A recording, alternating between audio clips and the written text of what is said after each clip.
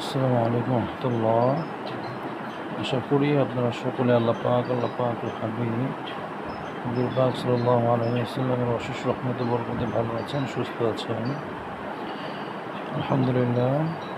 দেখুন, জিন তেলগুলো সংগ্রহ করার পরে এটাকে পাওয়ারফুল করার জন্য, এটা ব্যবহারের পরে জিনকে হত্যার জন্য যা যা প্রস্তুত করা হয় সব কিছু প্রস্তুত রয়েছে। আলহামদুলিল্লাহ।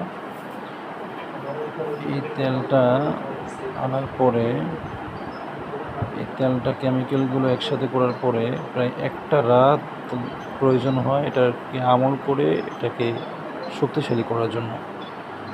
এভাবেই এটা মনকে শান্তি, দেহ শান্তি, বদনজর কুনজর যা আছে সব ধ্বংস হয়ে এভাবে যায় না, বরঞ্চ এক রাত দাঁড়িয়ে থেকে এটাকে শক্তিশালী করতে হয় আল্লাহ রাব্বুল আলামিনের কোরআনের সাহায্যে।